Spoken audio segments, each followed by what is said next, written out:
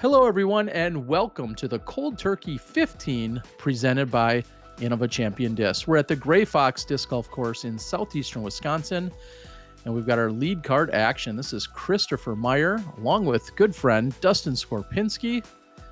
Third up will be Sean Butler, and rounding out the card will be another local and Robert Martin. Again, Terry Miller, and I'm joined by Matt Parker, a Wisconsin pro. Matt, we're here for the front nine of the back half, or should I say of round two. You ready to do this? I'm ready, Terry. Thanks for having me. Let's get started. Yeah, and we're looking at hole number 10 right now. I know this sounds confusing. I even confused you in the opening. We're starting on the back half of the course, which is the tougher side, as you're watching Christopher throw his tee shot. So they'll play, of course, 10 through 18, and then the second half of the round will be the front half of the course. Makes sense, right, Matt? Crystal clear. All right, this is Dustin Skorupinski. Dustin, kind of famous for jumping out on tour this year and working as a cameraman as well for me at a number of events. A predominant forehand thrower, and you've seen Sean Butler throughout the years as well, haven't you, Matt? Absolutely, and this is his home course. He's put a lot of work into this. Certainly played a lot of rounds here, so he knows this course well, and he knows that's not where you want to be.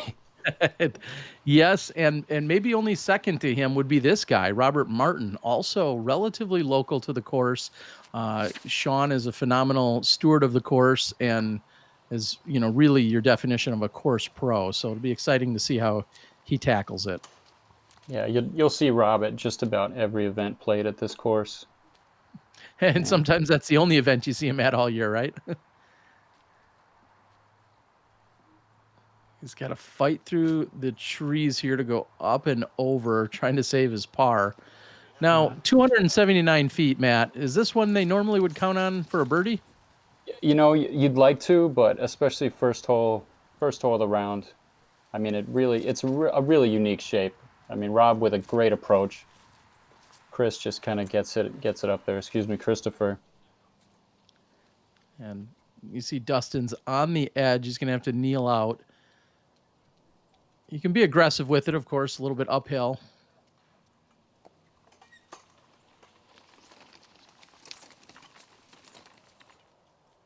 And Sean off on that left side, just trying to find anything to get yourself out of jail from over there.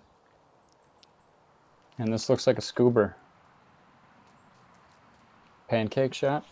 Yep, gets him out and a little bit of a tester to come back, but Sean is a pretty confident putter and has a very unique style in that I think it's one of the most laid back putting styles you could ever see. It's very casual, very smooth. A great save there to start the round. And Rob as well. He's in for his three.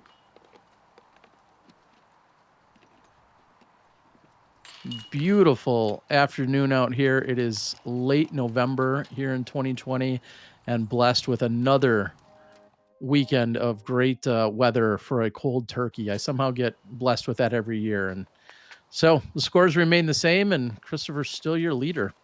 What are they trying to do on 11?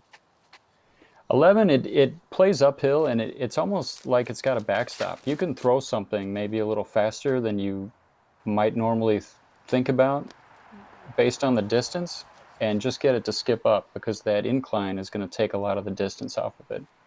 Or you can do what Christopher did and, put it 2 feet from the basket.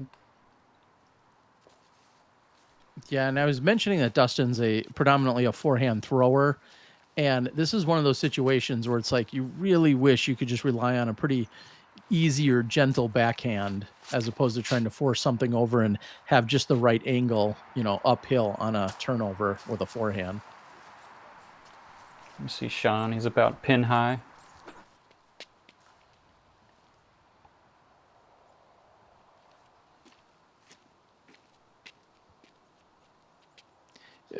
We saw the driver by Christopher, I think a driver by Sean as well, and I think this is just a mid for Robert. I think it's all about what you're going to get to sit down once you do get on that hillside. You need something to come to rest. Otherwise, they could get up and roll pretty quickly. You can kind of see it from this angle. If you take that wide that wide gap, you don't have to get through the trees as much. If you take that wide gap as a right-hand backhand thrower and then get a little skip up towards the basket, that's really what you're looking for. And there's, you could go mid, you could go fairway, you could go driver, but yeah, this is definitely one you want to get. And you can't see it based on what we've shown you, but there's what's on the right side, tennis court or something. Yeah, there's a tennis court over there. I guess if somehow you just shanked a big hyzer shot, you could find yourself inside of it. I think you should just pack up and go home at that point, though. I think I've seen it once, but I have seen it. Did they just say, "All right, guys, I'm out"? They just laughed. That's really all you can do. Hole 12, a little bit of a tunnel shot. There is a tree that was cut down right in front of the basket. There was kind of a set of guardian trees. It still doesn't make the tee shot any easier, though, does it? No, absolutely not. It's only 386. If you come in early, left or right, you're looking at a 4. It's not a 2. That this would be a bonus. You're really just trying to pierce the fairway.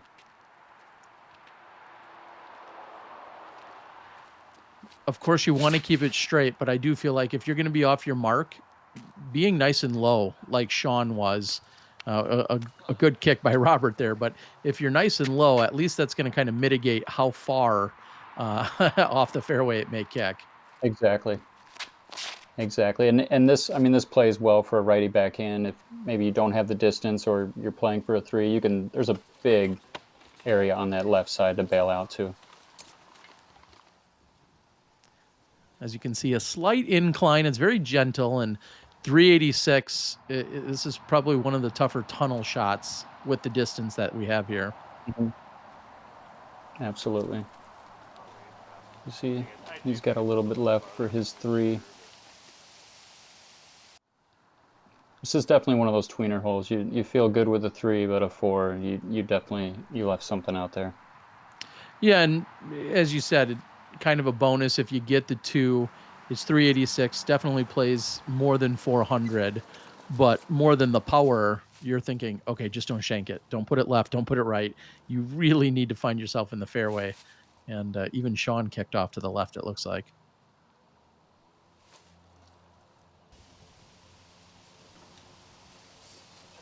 It looks like it hit something high coming down, but a good out. And Christopher's also on this left side. Big shout out to Jenny Sanfilippo and Ladies First, one of our Eagle sponsors here for our coverage. Thank you very much, Jenny. And I think Christopher hit something coming out as well. That's going to leave him short. And here's Dustin for birdie. Actually, this is him. This is for a 3 from about circle's edge, and he's not able to convert.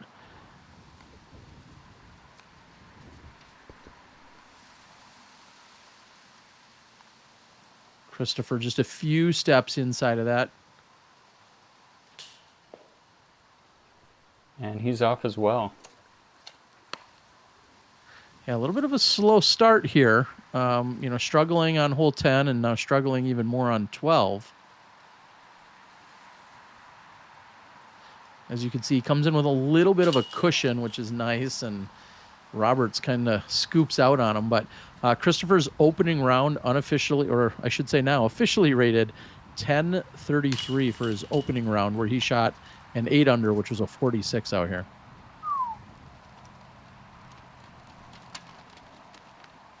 That's a lot of people's best round ever. Yeah, anything sub 50 on this course in this layout, I feel like you're doing some good work out there. There's a few birdies that are right there for the taking, but there sure are a lot of places to give away strokes, especially here on this on the back 9 that we're starting on. So we go over to 13 with a 281 foot, and this is an island green. So we're coming downhill. You're probably going to see all our players being right-handed. You're either going to see a little Anheuser. You'll probably see Dustin go forehand.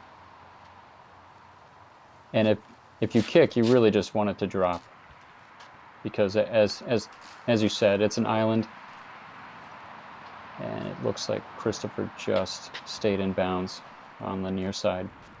Yeah, there's really truly a green or a wood chipped area around the basket that's inbounds, and then there's a kind of a turnabout. And this looks good from Rob. Yeah. Oh, and plays the pavement. I was just going to say that basically the pavement is the OB. Everything else is safe. You can be deep, you can be right, you can be short, but that pavement is the OB. And it makes a complete circle. Like you said, it's an island. And here's Dustin's forehand. And that was looking good, but hits early. Stays in bounds. He'll be just back of the drop zone.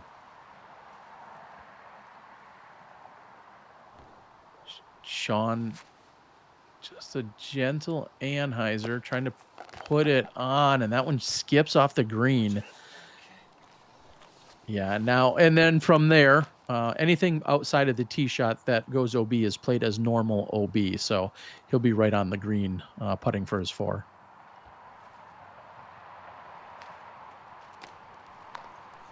Dustin with kind of a half bid there, certainly wants to keep it in bounds. I think it's easy to be tentative, especially after just watching Sean go OB in front of him just a few moments before. Absolutely. Christopher takes a stab at it. He'll stay in bounds as well.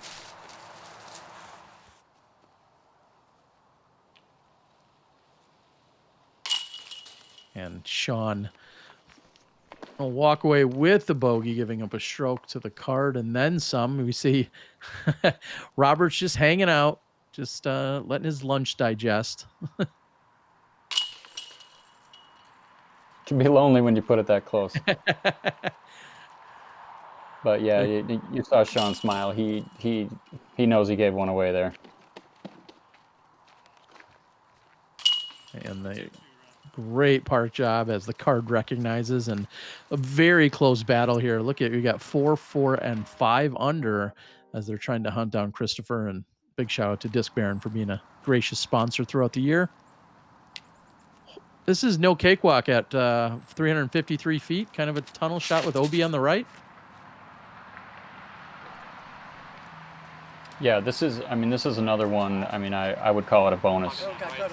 You really just want to get it straight down the fairway and kind of see what happens. There is road on the right side.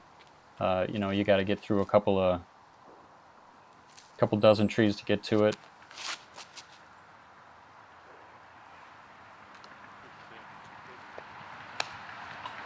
And a fortunate kick there for Christopher. During round 1, we saw just 3 birdies on this hole out of about 15 players, and Robert was one of them.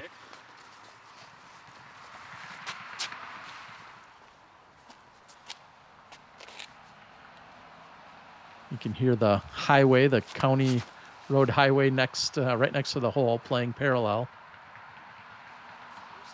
And Sean's turned this over.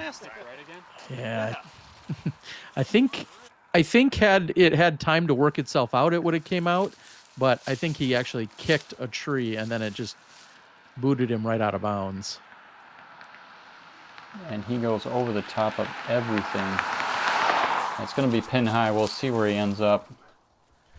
Yeah, that's an interesting play. I think he got a little too much on it. And also a quick shout out to Adam Schleiss, as you can see, one of our Eagle sponsors here during the round. Nice smooth approach from Christopher.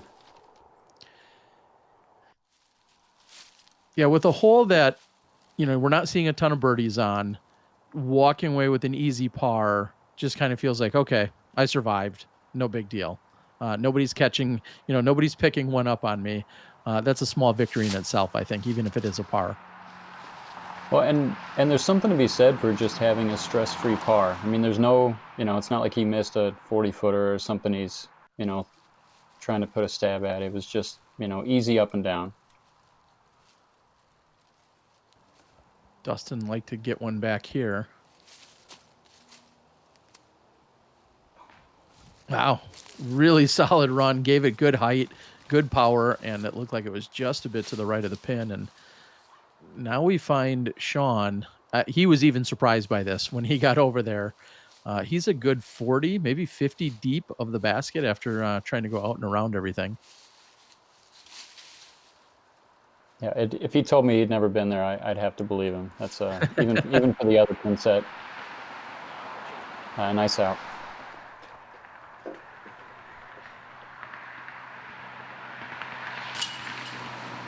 And kind of to what you were just speaking of is a stress-free par. Yeah, that was only maybe 22 feet or so for Dustin, but he actually had to think about it for a moment, as opposed to when Christopher's going to get up to his, he could do it blindfolded and just thinking, all right, stay in the flow. You got a nice, comfortable lead. Just keep things moving nice and smoothly. Absolutely. Yeah, that putt from Dustin, that can be a confidence builder. I mean, it's certainly one that we all feel like we should make, but it's still good to see it go in.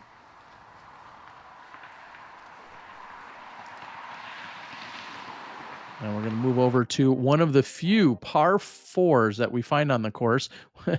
Although there were no birdie twos on the previous hole, we go to 15. This is a par four, 495 feet. And where are they trying to place this one?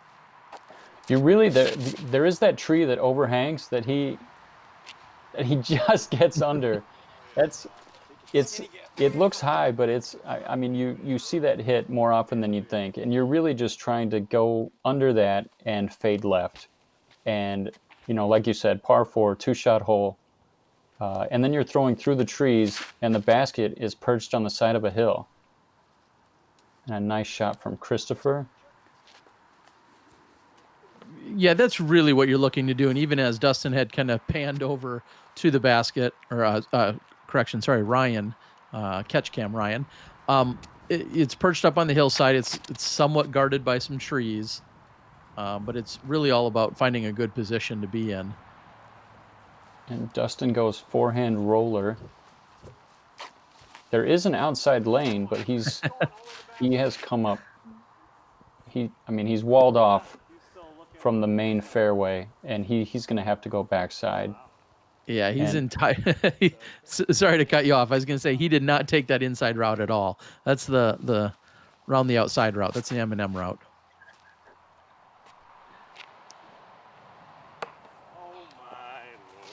And Sean getting knocked down. That looked promising. Sometimes the frustrations can build up, but still maybe a little frustrated with the previous hole and the challenges there. And then just a tree he probably doesn't hit too often on that drive. And just a beautiful approach. You see all the trees you need to negotiate on your approach. And Sean has done it very well.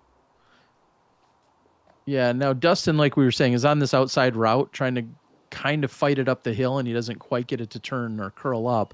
This is where you're watching and looking at that hole from right there is not a spot you typically are in on this hole. Not at all. And I hope he stayed in bounds there. There is a parking lot. I think he rolled down toward the parking lot, but stays in bounds. And Robert's going to be a little short on his approach. That's going to be a tester, especially, with the basket perched on the hillside. That's a scary putt for sure. And Christopher with a nice drive, but he's going to be pinched up against this tree.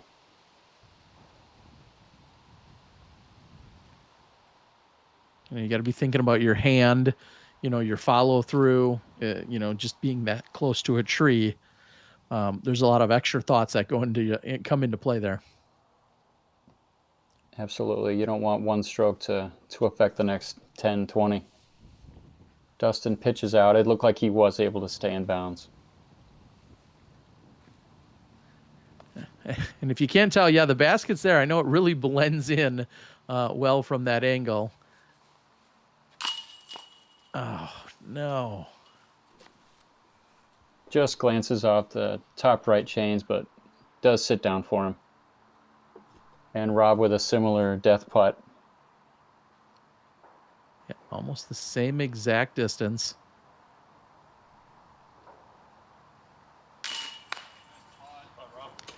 And he's A little bit. in for the birdie 3. Yeah, that's definitely a little bit of a confidence booster. Like you said, that putt can be scary, and it's one thing to miss. It's another thing to have it miss and roll down the hill or find the OB parking lot. And instead, he's going to walk away with the birdie. Yeah, if you don't drop metal there, and even if you do, that can be a 2-stroke miss very easily. And a moment ago, we also saw the sponsorship pop up for Ryan Pilcher. I can't say enough about him. Just a great human and individual. And he volunteered to work the catch cam for the weekend and helps out at the tournament every time I'm down there and is just an all-around great ambassador for disc golf. So thank you for the sponsorship, and thanks for helping out Ryan, who's Awesome. working the Thank you, catch Ryan. cam. Sean was also able to pick up the birdie there. His approach stayed kind of on the backside of the hill. Rob with the honors leaves this one a little bit short. He'll have a downhill look. Sensing a pattern here. We have a lot of tunnel shots. Now, clearly this one's just 269, slightly downhill. But, there's plenty of obstacles. You just got to keep things in the fairway here. Yeah, throwing straight is at a premium. It sounds very, very obvious. Sean with what I can only guess is a flippy rock. It's a beautiful shot. Little tickle off of one of the twigs on the right side certainly doesn't hurt. Yeah, he used every part of that right side. That was well done. I believe Dustin loves to go to a zone. You see him throw this quite a bit for a forehand.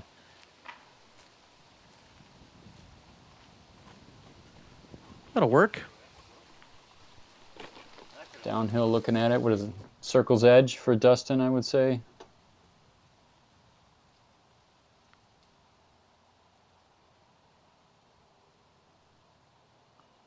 You can certainly be aggressive on this one. And I think Robert thought he had it right out of his hands. And I got to say, I did too. It looked good. Dustin just a few feet inside of that.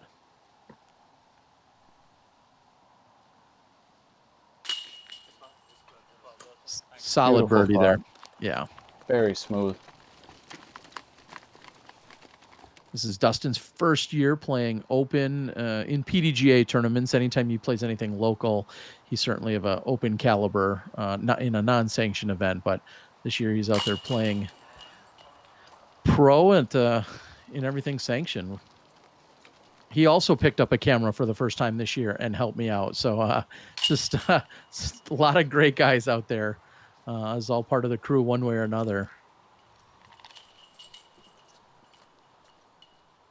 Disc golf junkie. Any way you can get involved. That's a good way to put it. That's a good way to stay close to the action.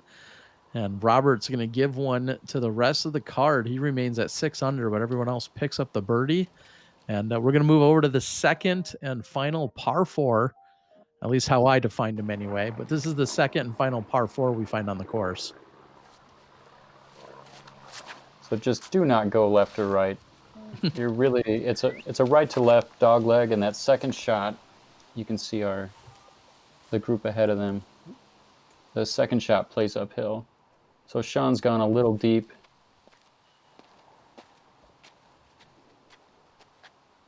Yeah, you were looking. We saw, of course, that's the chase card, and they're up there putting. And you really like the shot by Sean if he just took a little off. And I like the Sean here by Christopher, who did take a little off. But if you could split the difference between those two shots, you'd have the perfect tee shot. Absolutely. You want to kind of play that skip like he did, but we see forehand roller again from Dustin. Hits early, but doesn't penetrate too far into the woods, so he'll have a step out. And a moment ago, when we saw that chase card, we saw Dan Schlitter putting. That was for him to go 5 under in what I believe is his first 6 or 7 holes. So off the chase card, he's trying to make a little run at things, and it has been nothing but birdies and pars so far to get his round going. That's a great start, especially on this part of the course. Day, and of course, sponsored by Discraft, and a TD as well. Beautiful shot there by Dustin, because he's really pinched. I mean, I know it sounds funny to say he's that short and it's a good shot, but that's really all you have. You have to just take your medicine if you don't make it around the corner on this hole. I absolutely agree. That's really all you can bite off at that point. He's still got to look, and it's it's uphill, so he can run it. And also it is a par 4, so at least relative to par, you're not losing a stroke if you can get up and down. And Robert with prime position again, great drive, puts the approach right there. Right now, he has perfectly executed and dissected hole 17. That's one way to force it back into the fairway, right? Tried the Anheuser, got the Anheuser kick, but he's going to have some left for his 3. Dustin flashes the basket. Trying to get his. Yeah, I was going to say Dustin trying to get the 3 the long way there, or the hard way. Highlight 3.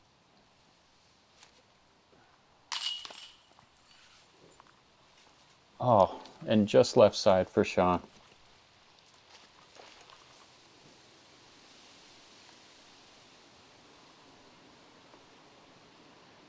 Christopher is going to ring it up for a birdie. Going to move him to 10. Solid start. And as you're saying, 10 under total. He's obviously has a little bit of a cushion on the group. He's 2 down on this back 9 thus far. And we've said for many years out here, you kind of collect a lot of your birdies on the front and you just kind of hold on for dear life in the back. And so if you come in a couple under off this back half of the course, you're probably setting yourself up pretty well. Absolutely. You know he's thinking about Dan though on the chase card. And they're going to have a kind of a lengthy walk as we move over to hole number 18, which will be our final hole of this portion of the course. 371 feet downhill and everything to the left where he's heading and finishing. I would just call it lost. If I didn't know better, I'd call it lost, because anything short and left seems to be a lost disc in those leaves. Yeah, with those leaves on the ground this time of year, yeah, you're going to need the help of the group there. And Rob with a beautiful shot. Pin high, 25 feet. Great shot. Yeah, for anyone that needs something to do, you could head out to hole 18 right now. There's probably a dozen discs lost off to the left of that fairway. Make sure you call people when you find them. And Sean stays clean, but leaks out to the right side. He'll have a long open look for birdie. Yeah, Sean actually went deep of the pin. There is a longer pin here, and Sean put himself in the clearing, closer to the longer pin almost, that you see up in the top right.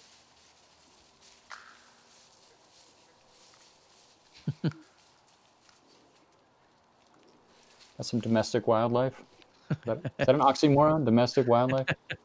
Dustin waiting for the dog to... And the rare backhand. Yeah.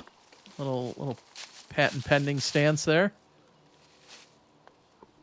And all jokes aside, they did have to search for a full minute or so before we did find Christopher's disc, because it seems like those leaves just love to gobble up and hide discs. I bet his heart was racing. You got the lead in the tournament and you're looking for your disc. Sean gives it a bid. Yeah, and you see the pin placement behind him. He, like I said, was probably about as close to the long pin as he was to the shorter pin here. I don't think I've ever seen it in the long. And Rob is just right side. Yeah, and as we're starting to close things out, I failed to ask any other questions of our viewers. We need you to like, share, and subscribe. Those are all the givens. But tell me in the comments what you think of this back half. What you think of the course thus far. For a lot of you, this is your first time, maybe only time ever seeing this. I'd like to know what you guys think of it. I'll give you a clue. It gets easier in the front, but I'd like to know what you think of the back 9 of the Gray Fox Disc Golf Course located in Kenosha County. Leave that in the comments. And Robert not able to capitalize on the birdie look that he had. That's going to tap in. And Matt, I'm going to cut you loose. Again, we need everybody to comment, and I hope that you join us for what will be the conclusion, the final 9 holes, which is the front half of this course. Stick around, everyone. We'll see you there. This is the Cold Turkey 15 presented by Innova Champion Disc, Terry Miller and Matt Parker. We'll see you for the final 9 in just a few moments.